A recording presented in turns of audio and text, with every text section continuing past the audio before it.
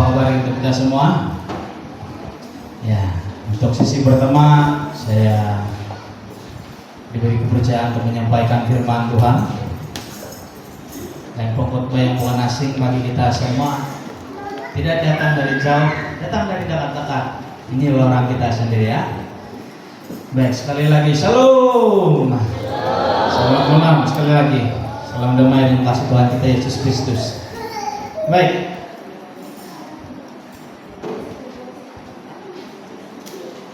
Saya ingin berbicara kepada kita semua sesuai dengan tema yang sudah kita lihat di depan, misi Yesus ke dunia. Mari kita lihat firman Tuhan terlebih dahulu. Yohanes 12 ayat yang ke-44 sampai ayat yang ke-50. Namun pada malam hari ini saya cuma akan membawa 2 ayat sahaja, ayat yang ke-44 dan ayat yang ke-45 sahaja. Ya. Ayat yang seterusnya sisi yang akan datang akan kasih jelas seperti itu, supaya ini habis bahan, betul lah. Baik, sudah siap untuk mendengar firman Tuhan? Shalom. Nah, mari lihat firman Tuhan. Yohanes 12 ayat yang ke-44 sampai ayat 45. Saya akan baca di sini dengan suara yang kedengaran. Ikuti pembacaan masing-masing, ikut terjemahan Alkitab masing-masing. Firman Tuhan berbunyi demikian. Firman Yesus yang menghakimi. Tetapi Yesus berseru katanya, barang siapa percaya kepadaku, ia bukan percaya kepadaku tetapi kepada Dia yang telah mengutus aku. Ayat 45. Dan barang siapa melihat aku, ia melihat Dia yang telah mengutus aku. Satu firman Tuhan yang cukup sederhana, yang cukup simpel, dan sebenarnya sangat-sangat mudah untuk dimengerti, tetapi harus punya penyelidikan, harus punya pengertian yang lebih dalam tentang firman Tuhan ini, karena ada maksud tersirat daripada firman Tuhan sebentar tadi. Misi Yesus ke dunia juga berkait rapat tentang ayat yang kita sudah baca sebentar tadi. Ada beberapa misi Yesus yang sudah Dia lakukan selama Dia berada di dalam dunia ini, di mana Dia berada dalam dunia lebih kurang 33 tahun setengah. Itulah tempo Dia berada di dalam dunia, di mana Dia memulakan pelayanan Dia pada umur 30 dan selanjutnya sehingga Dia terangkat naik surga. Dan ada misi-misi yang sudah Yesus nyatakan, yang sudah Yesus jalankan di dalam dunia ini sebenarnya. Apa sebenarnya misi Yesus di dalam dunia? Nah, bagi sisi yang pertama ini, satu tema yang saya sudah pilih, yang saya sudah sediakan untuk kita pada malam hari ini ialah satu tema daripada firman Tuhan yang kita sudah baca sebentar tadi, ialah memperkenalkan Bapa. Jangan terganggu dengan sebenarnya budak kecil, sangat aktif deh, biasa lagi.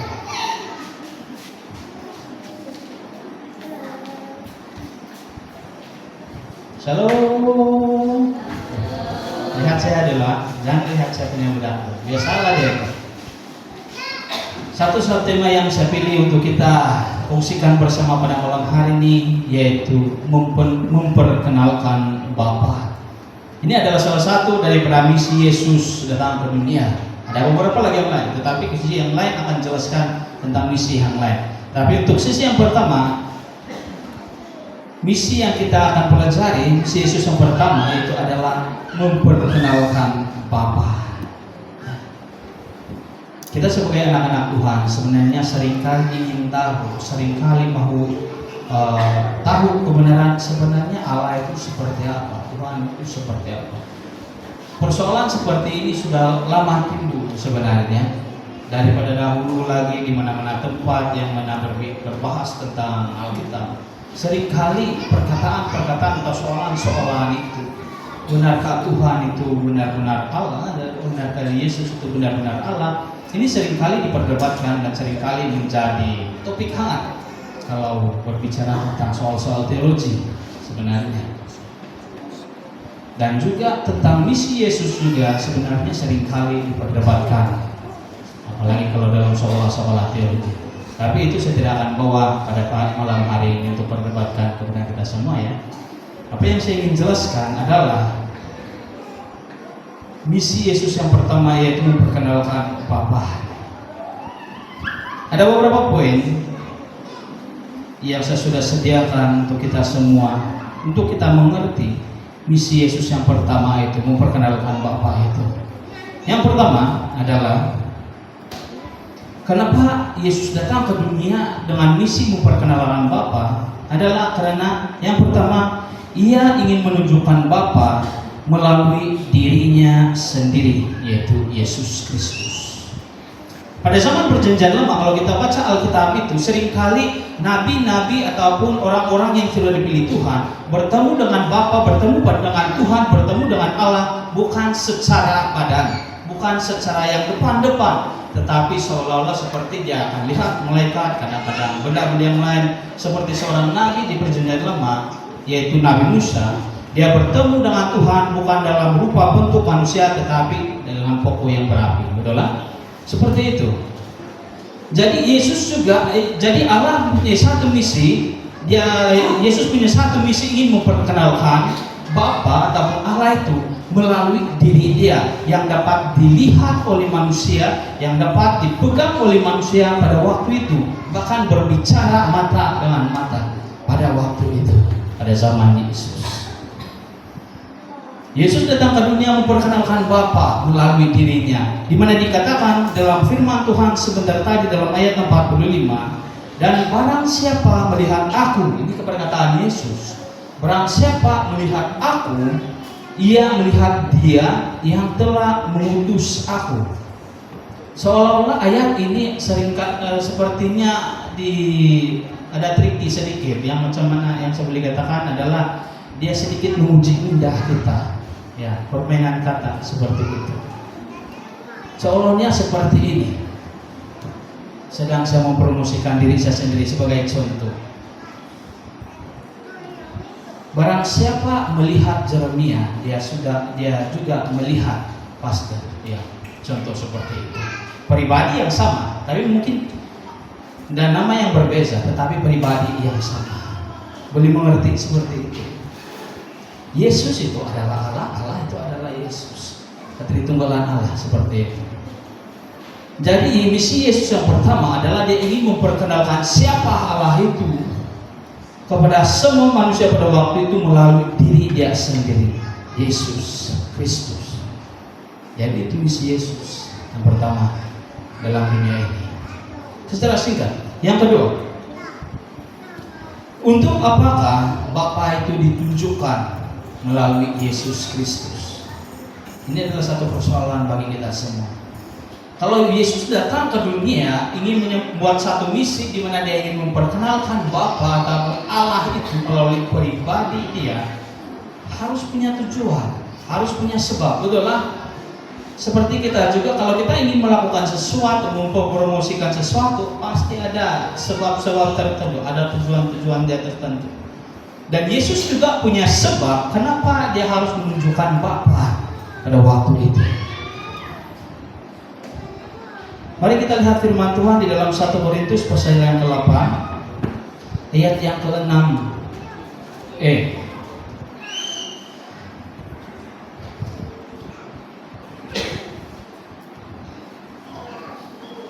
Baik, saya akan baca di sini, dengarkan yang baik-baik ya saudara.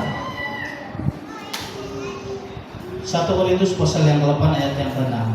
Namun bagi kita hanya ada satu Allah saja, yaitu Bapa, dari padanya berasal segala sesuatu, dan untuk Dia kita hidup, dan satu Tuhan saja, yaitu Yesus Kristus. Tunggu sampai di situ. Ini adalah firman Tuhan yang mana menjelaskan sebab-sebab ataupun tujuan kenapa Yesus memperkenalkan Bapa melalui diri Dia.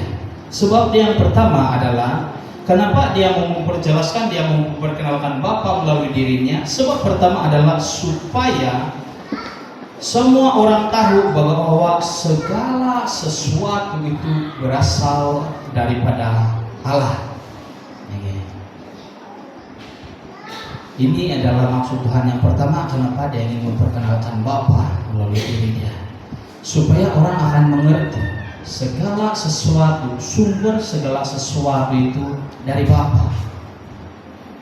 Sehingga Dia datang ke dunia supaya orang boleh mengerti, boleh dapat face to face dengan Tuhan, sehingga boleh mengerti, percaya, dan melakukan apa yang Tuhan perintahkan kepada manusia pada waktu itu. Sehingga sekarang ini Tuhan mau menjelaskan kepada kita semua, Yesus mau menjelaskan kepada kita semua bahwa apapun yang ada dalam diri kita, segala sesuatu yang kita lihat, segala sesuatu yang kita miliki adalah milik Tuhan. Apakah kita sadar segala sesuatu sekarang ini adalah milik Tuhan? Saudara-saudara yang dikasihi oleh Tuhan, apakah sekarang ini kita benar-benar jawab secara jujur, tanya hati yang paling dalam, jawab ini di hadapan Tuhan secara jujur. Jangan jawab pada saya. Soalnya adalah seperti ini. Benarkah kita sangat-sangat sadar bahwa segala sesuatu yang kita miliki itu adalah milik Tuhan? Kalau saya bertanya kepada satu persatu pribadi kita di sini, saya pasti 100% kita menjawab ya. Saya sadar dan saya percaya segala sesuatu yang saya miliki, yang saya ada, itu adalah milik Tuhan. Karena firman Tuhan sudah menunggu saya. Pasti itu menjadi jawaban kita. Tetapi saudara-saudara yang dikasihi oleh Tuhan, apakah ungkapan kata-kata kita itu benar-benar murni, benar-benar asli daripada hati kita kepada Tuhan? Perilaku hidup kita, cara percakapan kita, bahkan pemikiran kita sebenarnya yang akan menentukan itu, tanpa kita sedia untuk menjawab persoalan sebentar tadi.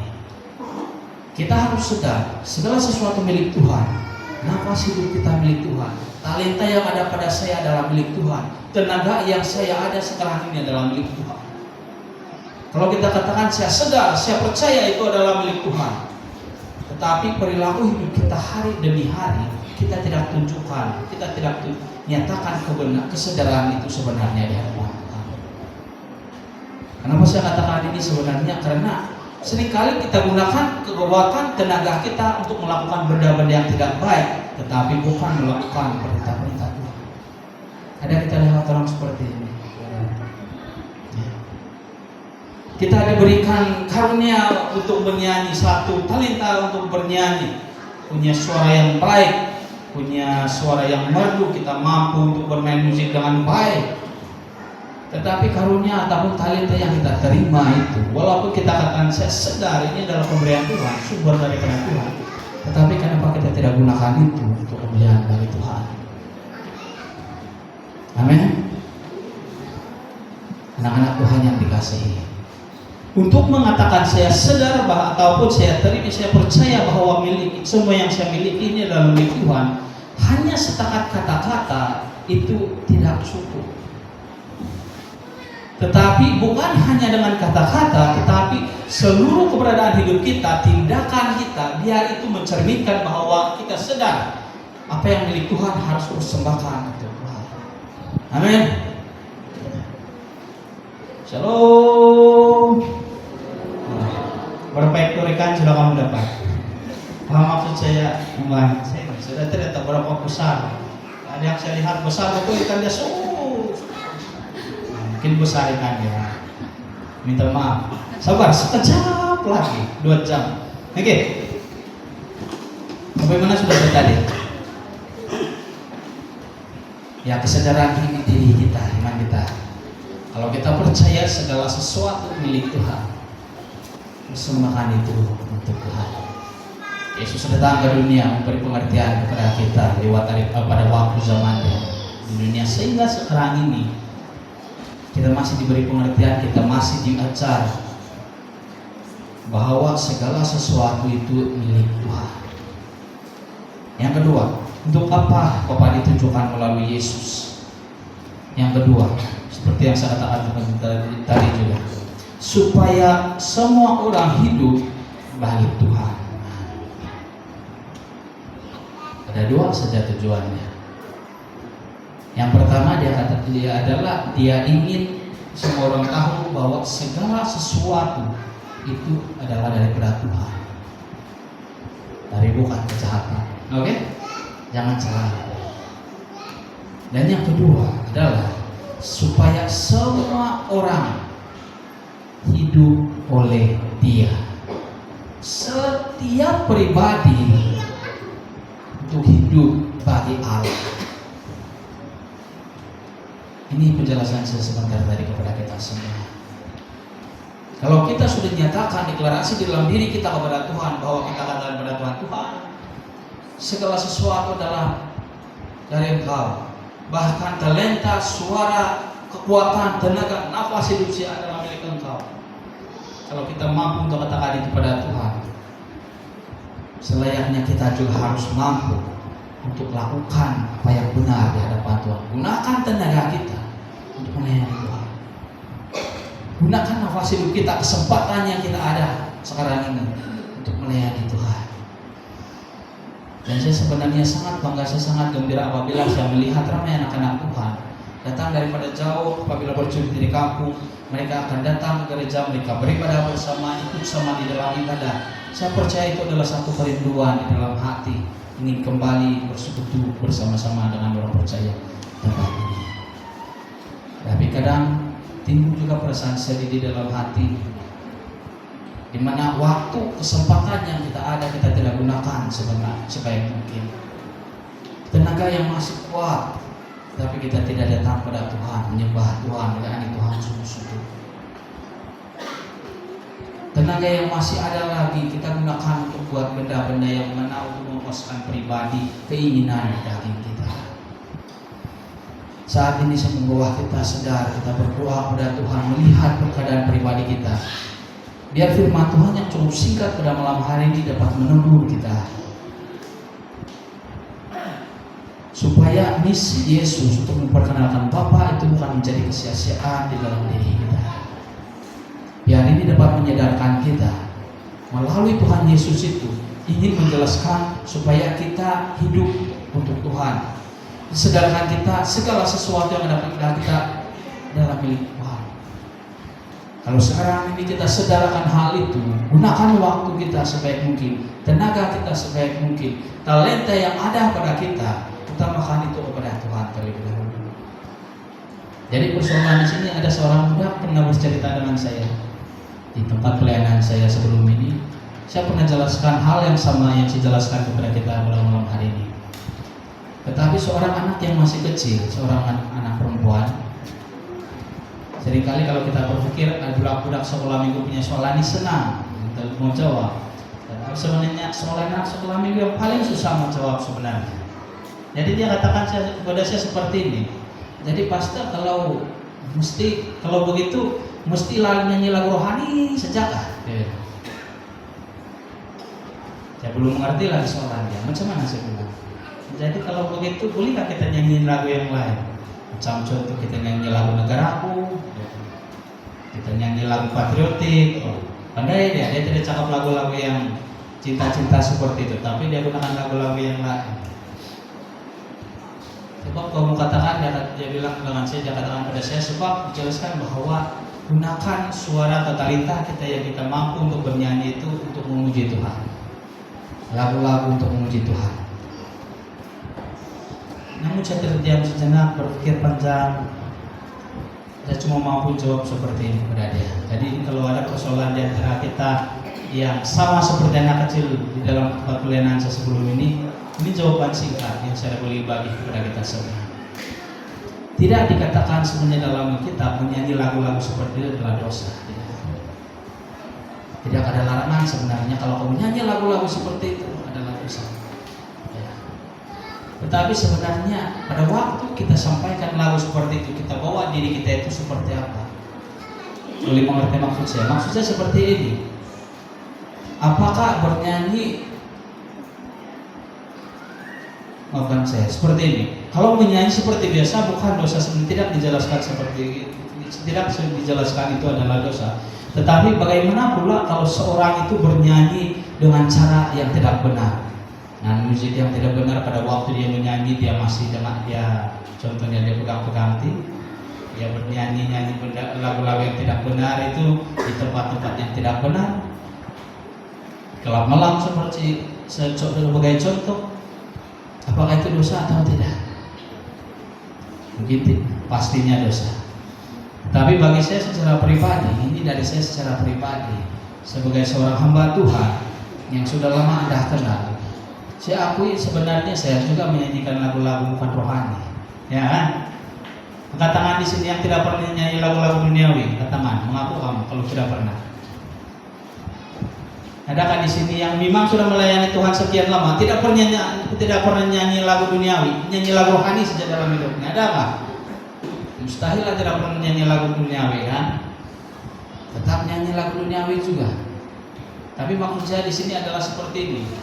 Kita nyanyikan hal-hal lagu itu hanya untuk menghibur hati, itu bukan menjadi satu masalah yang besar bagi diri kita. Ketenangan dan untuk suka-suka, bahkan untuk sebagai seorang pemuzik itu kau mengasah, bahkan kau itu tidak menjadi masalah. Tetapi yang menjadikan itu sebagai satu masalah adalah pada waktu kau menyampaikan lagu-lagu yang seperti itu di tempat-tempat yang tidak benar, waktu yang tidak benar, cara yang tidak betul, itu yang menjadikan dosa. Boleh mengerti? Bahkan saya boleh katakan juga lagu-lagu rohani juga boleh menjadi berdosa kalau kita nyanyi dengan cara yang tidak benar. Satu kisah, saya tidak tahu kalau Anda kenal pribadi itu, dia pernah berada di tempat ini, seorang pekerja tumbak sawit. Nah, dulu seringkali dia mabuk, setiap kali dia mabuk dia akan nyanyi lagu rohani. Aku hendak bersyukur pada Tuhan, tapi dalam keadaan mabuk. Apakah benar sesuatu yang dia sampaikan itu diterima oleh Tuhan dalam keadaan seperti itu? Saya berpikir panjang. Seringkali mabuk dia akan nyanyi-nyanyi lagu-lagu rohani. Saya belum percaya kalau itu diterima oleh Tuhan. Jadi anak-anak Tuhan yang dikasihi Tuhan, sekarang ini mari kita sadar, segala sesuatu milik Tuhan. Yang ada pada kita itu adalah milik Tuhan. Gunakan itu untuk kemuliaan. Amin. Tenaga yang kita ada, gunakan kesempatan itu untuk melayani Tuhan. Amin. Serahkan dirimu pada Tuhan. Setiap talenta yang Tuhan sudah berikan kepada kita, kamu mampu untuk menari, layani Tuhan. Kamu mampu untuk menyanyi, gunakan itu untuk kemuliaan bagi Tuhan. Kamu mampu untuk bermain musik, layani Tuhan kita. Bahkan kalau ada di antara kita yang punya kerinduan pelayanan sekecil apapun, lakukan itu di hadapan Tuhan. Jangan pernah kita katakan hanya membersih gereja itu pelayanan kecil. Tidak. Pada waktu kita lakukan itu dengan setia, tenaga yang kita terima daripada Tuhan kita lakukan dengan setia untuk membersihkan gereja. Saya percaya itu lebih diterima Tuhan berbanding kita berdiri di hadapan menyanyi sungguh-sungguh kalau hati masih kosong. Boleh mengerti maksud saya? Jadi sekali lagi, mari kita sadarkan diri kita masing-masing. Segala sesuatu yang saya miliki milik Tuhan, yang saya mau lakukan, menggunakan segala sesuatu yang Tuhan berikan pada saya untuk hidup bagi Tuhan. Haleluya. Shalom. Firman Tuhan sampai di sini. Nanti sisi yang seterusnya akan menjelaskan misi yang seterusnya. Jadi saya berharap kita semua jangan ada yang skip di dalam kita punya persekutuan, tetapi mari kita hadir setiap sisi karena ada banyak lagi misi firman Tuhan yang mau disampaikan kepada kita semua.